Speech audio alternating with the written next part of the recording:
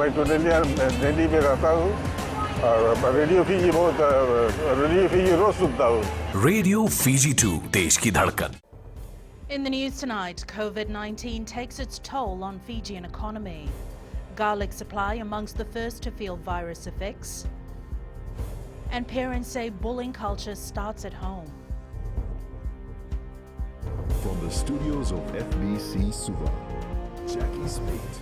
Fiji's economic growth will take a hit later this year due to the global impacts of the COVID-19 outbreak. The current forecast is 1.7%, but the Reserve Bank anticipates the domestic impact of the coronavirus will be hardest felt in the tourism sector due to uncertainties and risks around global travel. Kritika Kumar reports. Local businesses will soon feel the effects of disruption to China's supply chain and manufacturing network. We see from other countries that are already impacted, and like we are tied to a lot of these trading partner countries, so if it does impact them, Australia and New Zealand, it will flow through and impact us.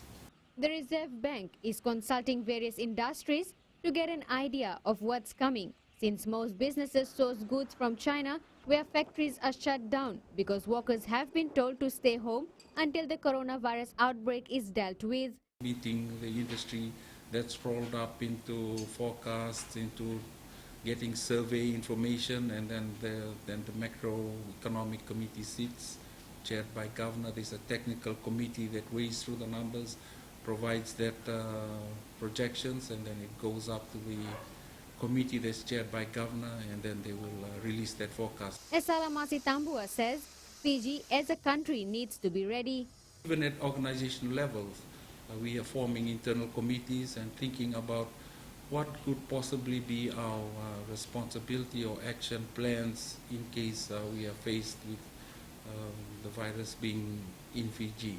We're talking about billions of dollars of loss, and that is spread across individual communities, sometimes in weeks, where communities will lose tens or even hundreds of millions of dollars. This morning, Reserve Bank Governor Arif Ali met with the Ministry of Economy, and coronavirus was on the agenda. The RBF says it will continue its monitoring of economic developments and provide necessary advice to the government. Kritika Kumar, FBC News. There are fears that Fijians could soon start to pay more for their garlic as the impact of COVID-19 grasps the world. Fears are that China, which is the biggest supplier of garlic to most countries around the world, will cut its supply of the product. This could see garlic prices shoot up, making it more expensive for us to purchase a crucial ingredient used in our meals. Apinisa Wangarandovu has more. Countries have been feeling the effect of lack of supply of garlic, and Fiji is said to be next, as a leading distributor has confirmed it is already feeling the effect. Turners and Growers says all imports from China is on hold, and our last shipment were before the coronavirus outbreak. This will mean that Fiji will have to source its garlic from more expensive markets like New Zealand, leaving the consumer feeling the pinch. New World Supermarket, who also imports garlic from China, says they expect their supply to be affected soon. So we haven't got any indications from China saying that they're going to stop supply of not only garlic but any other products yet, as of yet. In terms of sourcing garlic from anywhere else outside of China, we don't know. If we do go to New Zealand, Australia, the prices will go through the roof. And I don't know if the affordability will be there or not.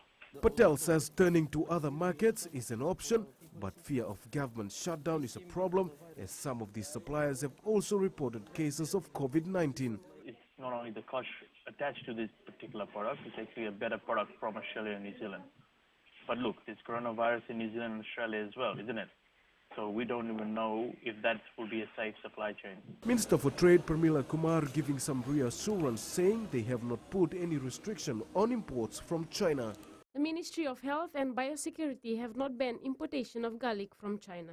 The minister says there has been a hike in garlic prices globally because of supply disruptions in China in the wake of COVID-19. Once we start feeling the impact, the question then is whether we fork out more or go without something that is used in majority of Fijian households. Apinisa Wangardovu, FBC News. A massive 6,594 cases of bullying was recorded in schools around the country last year alone. This has hit hard, and for some parents, they say it's a time for reflection as everything begins at home. Saineni Mboila reports. With bullying being the current hot topic, father of 5 Amania Uluiwiti says it's about time parents relook at how they talk to their children. If you are approaching your children in a violent way, then they can also do it by bullying other children, especially in boarding schools. So be careful on how you talk to your children at home. For Siboli Bekoyaki, it's the responsibility of parents and teachers to get things right. I am a parent and it all depends on us, what we taught them and also when my children go to school. As a parent, I expect the teachers and the prefects to take good care of them. The impact of social media has also been pointed out as a culprit. Some of the children do not want to go to school and they have a reason, and some parents are just forcing them to go to school. They should have time to talk with their children.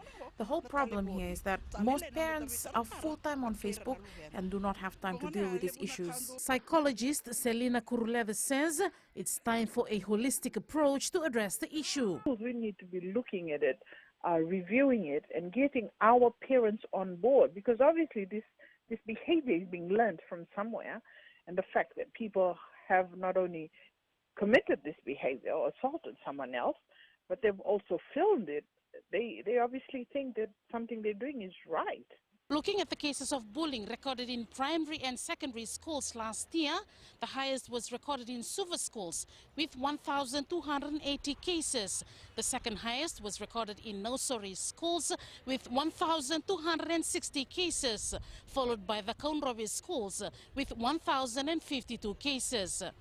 Bullying cases makes up 24% of the total violence cases recorded in schools last year. Sainiani Mboila, FBC News. The Online Safety Commission says they will continue to assist in the investigation on the viral violent video of school bullying circulated on social media over the weekend. Commissioner Ann Dunn Mbale-Levuka says they sought help from Facebook to remove the video from social media. She says while Facebook was able to remove the video on Monday, images and social media links of the alleged individuals in the video continue to be circulated online. The Commission has called on Facebook to identify and remove violent content more expeditiously to prevent such content from spreading through the platform.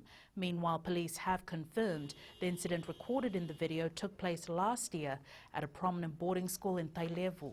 A Lambasa family is homeless after their house was destroyed in a fire just before midday. The National Fire Authority was alerted about the incident at 11:35 a.m. Upon arriving at the scene, firefighters found the home fully engulfed. The firefighters managed to stop the fire from spreading to nearby properties. According to NFA, the house was vacant at the time of the incident. Police and NFA are working to ascertain the cause of the fire. Up ahead, life insurance, now a billion-dollar industry. And Break the Culture says blind school. Details after the break.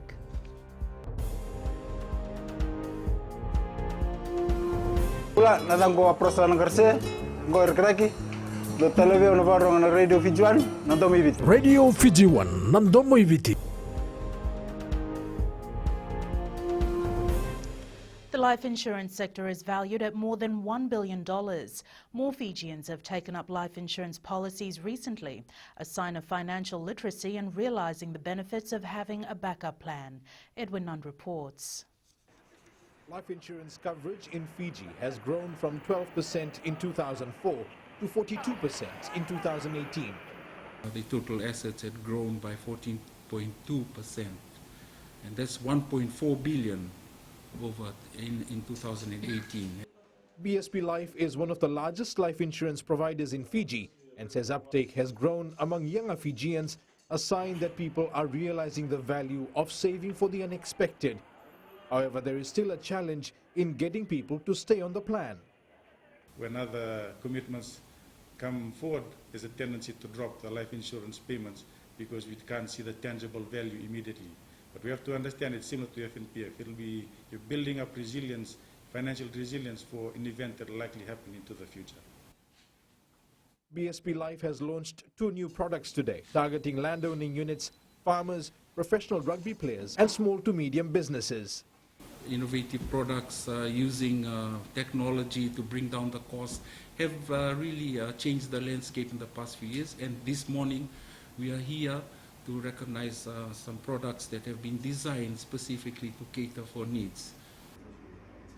Life insurance policies are seen as an alternative for Fijians to access funds without dipping into their retirement money in the Fiji National Provident Fund. Edwin Nand, FBC News. The Fiji Society for the Blind has discovered through its awareness campaigns that some children with disabilities are being deprived from receiving education. Chief Executive Barbara Farouk says children are being kept home and it restricts them from reaching their full potential. Kelly Vadala reports the society wants parents to understand that there are educational opportunities available for their children. The society has been trying its best to convince families who have children with special needs to send them to school, but it has been challenging. They should come forward. They shouldn't hide them in their homes because it's not going to help them. For example, we had a case in Latoka where it took us about 11 years to convince the parent to bring the child to the school. So when they brought him, he stayed here for 2 weeks. The International Council for Education of People with Visual Impairment believes parents hold back because they're worried about the safety of their children. It's quite understandable that they worry for the safety of their children. Are they going to be looked after properly if they do go to school? We continue to do counselling so that they are able to be educated and know how better they can provide better education for their children in the future. According to UNICEF, children with disabilities face multiple forms of discrimination which leads to the exclusion from society and school. The fund further states that attitudes towards children with disabilities as well as lack of resources to accommodate them compound the challenges they face in accessing education. Kelly Vadala, FBC News. The Water Authority of Fiji and the Agriculture Ministry are now working together to effectively utilise sewage sludge as a biosolid for agricultural use. An MOU was signed between the two organisations, where the Ministry will develop standards for sewage sludge to be used as biosolids, while the Water Authority will provide sludge samples for testing. Pranita Prakash reports. Every year, the Water Authority generates tons of sludge, which is currently being treated as waste. So we spend thousands of dollars all the time in dewatering our wastewater byproducts, and we won't be able to do that anymore. We won't have to spend the money anymore. So it'll be fantastic for us. It'll lower our costs. It'll provide an input to the ministry, and the output will be great economic gain for all Fijians. The ministry says when treated and processed, these biosolids can be recycled and applied as fertilizer to improve and maintain soils. The use of biosolids reduces the farmer's production costs and replenishes the organic matter that has been depleted over time. The organic matter improves soil structure by increasing the soil's ability to absorb and store moisture. The Water Authority operates 11 wastewater treatment plants throughout the country where sludge is collected as solid waste. WEF says storage is becoming a concern and taking sludge to landfill is becoming costly. Pranita Prakash, FBC News. Turning overseas, polls have closed in most of the primary states in the US, and Joe Biden has done far better than expected. Biden is projected to have won 6 of the 14 states, with rival Bernie Sanders ahead in 3. And Kelly joins us now with the latest from business. Thanks, Jackie. Coming up after the break. And in growing Fiji, major refurbishment at Port Denarau. Stay with us.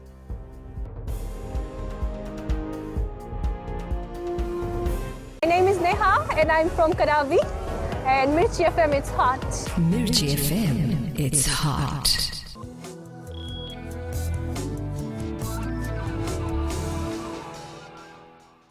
Leading business, the World Bank Group today announced an initial package of up to $12 billion in immediate support to assist countries coping with COVID-19 outbreak. Fiji Airways has partnered with Tourism Fiji for the next phase of its Billionaire campaign, bringing it to life in flight. The airline says travelers can experience the famed Fijian hospitality of the cabin crew and learn about the happiest parts of Fiji via the Billionaires. Throughout the months of March and April, travelers on board Fiji Airways flights will be able to engage with the Billionaires through the in-flight entertainment system and the airline's award-winning magazine, Fiji Time. Fiji Airways Executive General Manager Corporate Affairs Shainaz Vo says they are thrilled to be partners with Tourism Fiji, and the national carrier is proud to welcome the Billionaires on board. With the money markets feeling the effects of coronavirus or COVID-19, Sharon is here to tell us what transpired today. COVID-19 tops the agenda as the topic of most economic discussions recently. The US Federal Reserve cut interest rates overnight in a bid to shield the world's largest economy from the impact of the virus. Federal Reserve Chair Jerome Powell repeated his view that the US economy remains strong, but said the spread of the virus has caused a material change in the central bank's growth outlook. However, the emergency move failed to comfort US financial markets, roiled by worries about a deeper, lasting slowdown. Meanwhile, data coming out of Australia this morning confirmed the Australian economy grew by a better than expected 0.5% in the December quarter and 2.2% over the past year. This comes just a day after their Reserve Bank had cut rates by 25 basis points, as they anticipated the impact of bushfires and coronavirus would hinder the growth rate. And that's all from HFC Bank for now. Vinaka. Vinaka Sharon here. Today's exchange rates as set this morning. The Fiji dollar gained against the Chinese yuan and the US greenback overnight, also rising against the kina and the euro as world money markets continue to deal with trade wars and COVID-19. Looking at the commodities, the price of oil continued to fall and is now $47 per barrel. Gold rose $46 to $1,644, and silver closed up at $17.24 per ounce.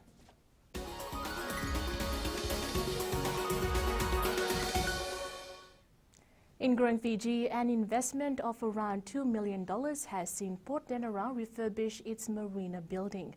The marina building houses the reservation office for visiting yachts and also border services, as well as other businesses. The refurbishment started in May last year, and the marina building is fully occupied. Our building that was there previously was 17 years old, so was getting a little tired and needed a big spruce up, especially with the kind of clientele that we have. Also with the modernization building incentives that the government budget has brought in, it gave us an incentive to be able to do this project at the extent that we've done this time around.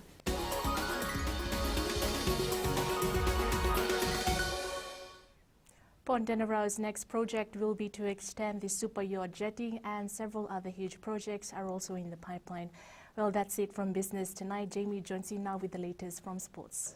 Thanks, Kelly, and good evening. In Sports Tonight, Tawake out to make a mark for adopted country, and cloud of doubt over Summer Olympics schedule. There's some more coming up.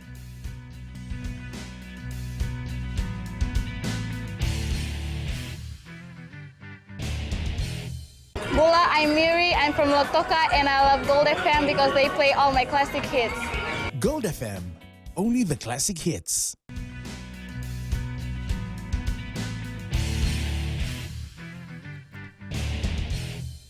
Informed Tambandamu captain Terrio Tamani has flown to Vancouver to join the Fiji Airways Fijian Sevens as winger Amniasi Tuimamba and utility back Levi Ikanikonda return home.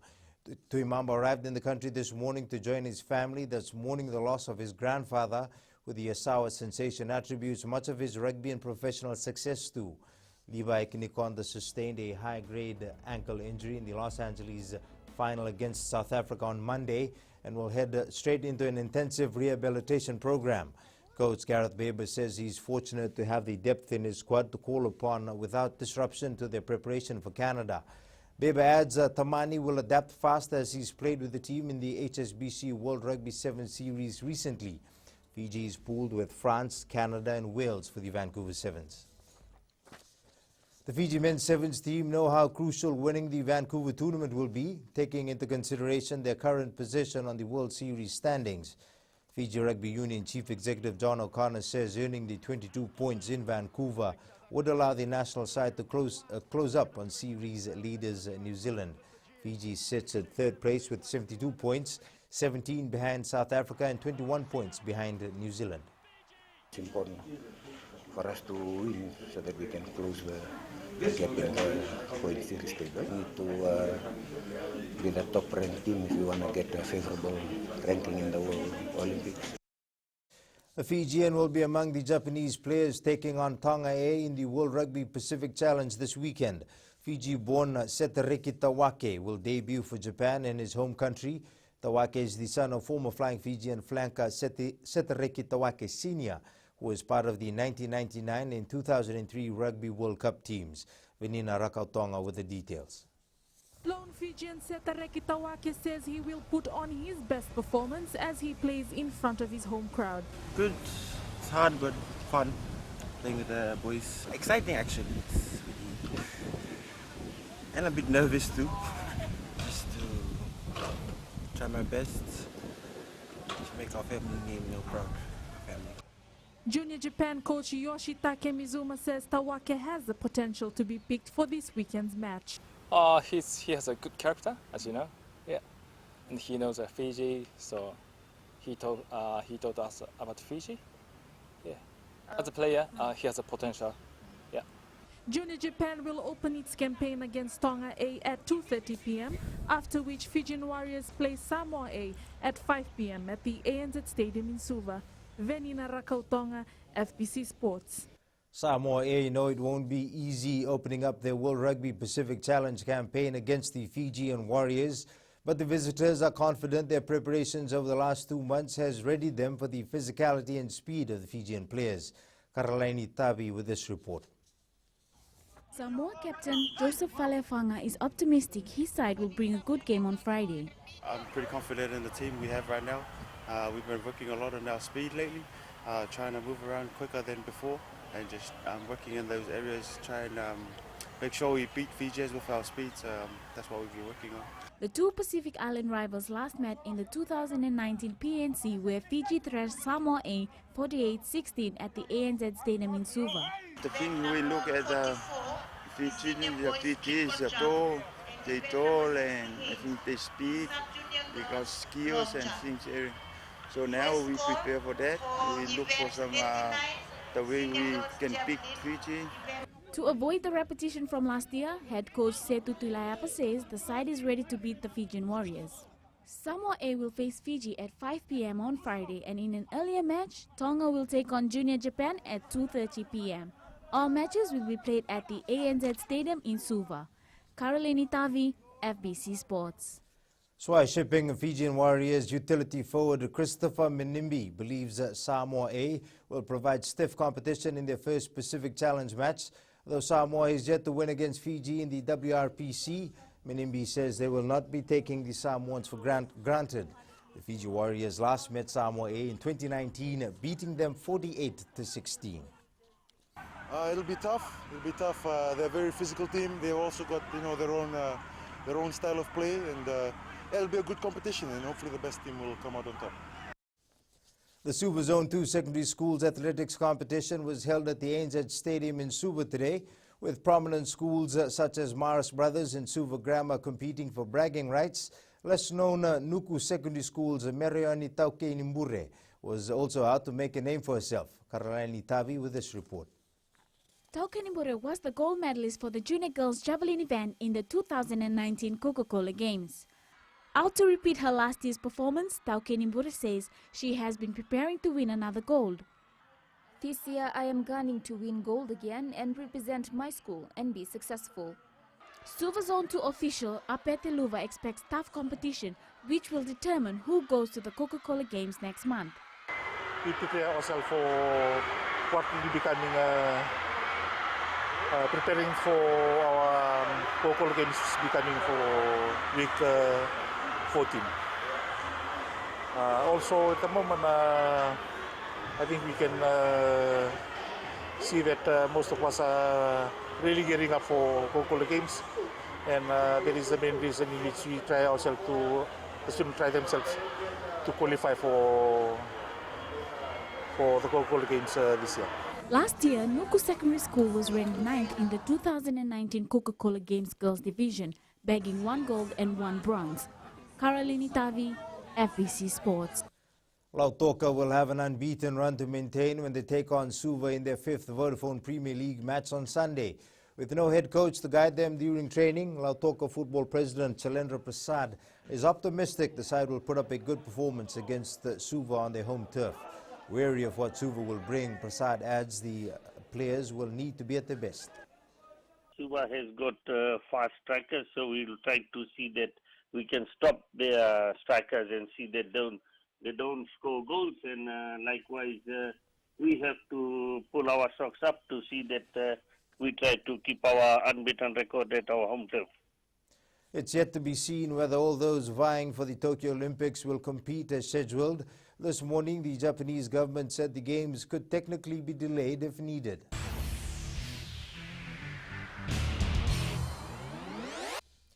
And our play of the day, a successful juggling act in the deep by Pakistan's Muniba Ali against England has taken the Women's Cricket T20 World Cup by storm. That's it from Sports Tonight. Angie joins you with weather later on. And in Weird and Wonderful, find out how long you can keep pizza in your freezer. That's coming up.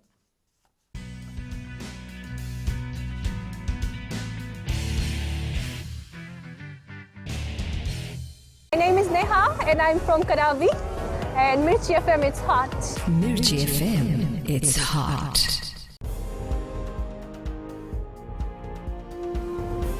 And the gorgeous Angie joins us now with the latest in weather.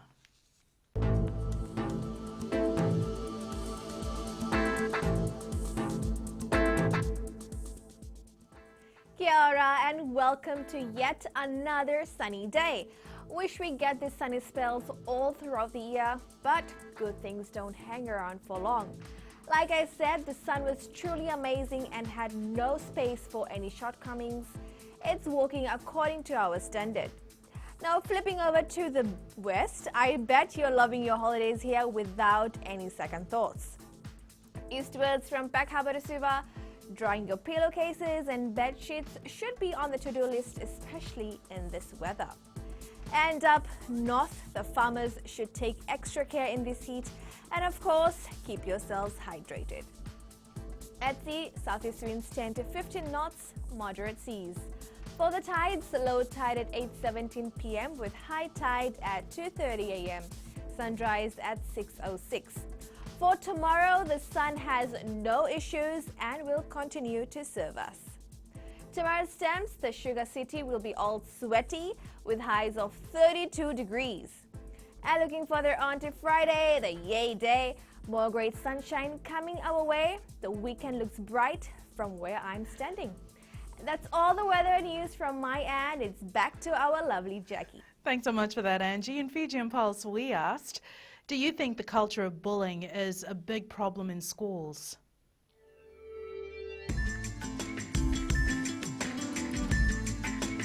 I think bullying is an issue in school. Most importantly, if you look into the history of schools, bullying has become like a norm for most schools, especially in schools where boarding is associated. Yes, it is, because school is a place of learning, and students should feel safe. That it's a learning environment, and I think parents should teach their children to behave. Everything starts from home.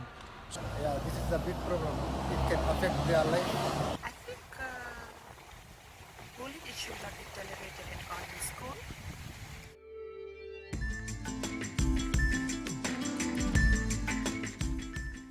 In the world of the weird and the wonderful, most of us love to eat pizza occasionally. But what happens when you have leftovers, and how long can you keep them? That's a mind-boggling question for some. Recapping the main stories for tonight, COVID-19 takes its toll on Fijian economy. Garlic supply amongst the first to feel virus effects, and parents say bullying culture starts at home. Now for these stories and others, you can tune in daily to our sister radio station Gold FM. Our poll question this week, we're asking a very important question: should students involved in bullying face criminal charges? Be sure to visit our FBC website to answer. And our shot of the day: waves are inspiring not because they rise and fall, but because each time they fall, they never fail to rise again. And this lovely picture was sent in by Dilesh Deepak. And you can send us newsworthy pictures and videos on email fbcnews@fbc.com.fj, via Facebook page FBC News, our Twitter page at FBC_news, or hashtag FBC News. That was your FBC News for tonight. From the team and I, stay safe. Good night.